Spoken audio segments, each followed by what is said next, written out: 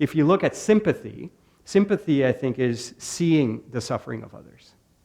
Empathy is feeling the suffering of others.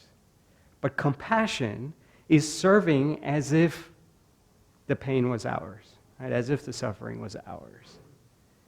And why would you want to sign up for that? Like, why would I want to take someone else's pain, right? That doesn't sound like a job description. It's like, hey, man, I got enough of my own, and I'm like, doing my stuff the best I can.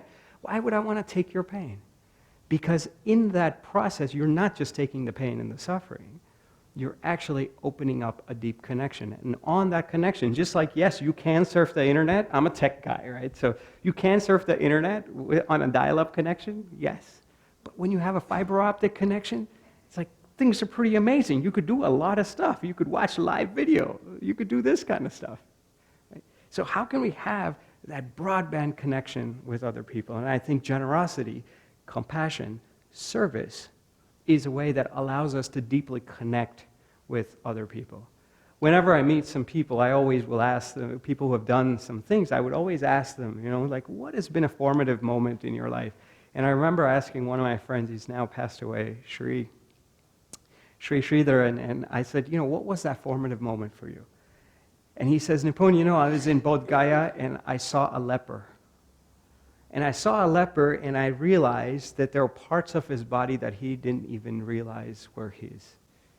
And there were all these, it was all rotting away, there were maggots on it. And I realized that it's true that, fine, I can take care of my body, but how many parts of my mind am I completely desensitized to? Right? How many, and what would happen if I actually own up to all of that and live into that, meet life with that fullness? How would I respond? How would life be different? And I think that's the opportunity that compassion lends us. And it's certainly been true in my personal life.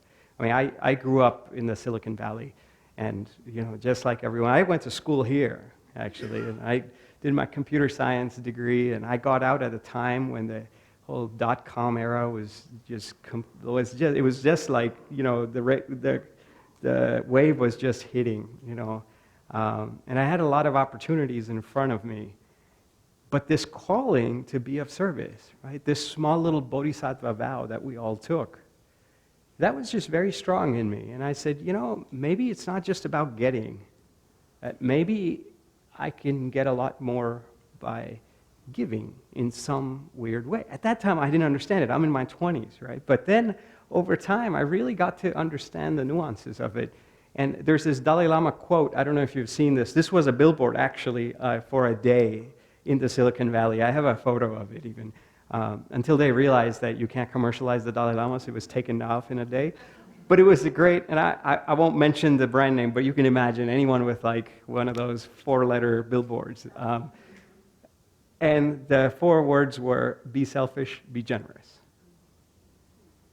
And it sounds counterintuitive, right? That if I have 5 pencils and I give you 4, I have 4 less pencils. How is it in my self-interest to give you something? But that's only true if you look at the experience of generosity on the outside. Because on the inside, it's not a zero-sum game. Because if I give you a smile, I have more smiles to give. It doesn't deplete. If I give you more love, I have more love. And this is all scientifically backed, right? If I give you more love, I have more love to give.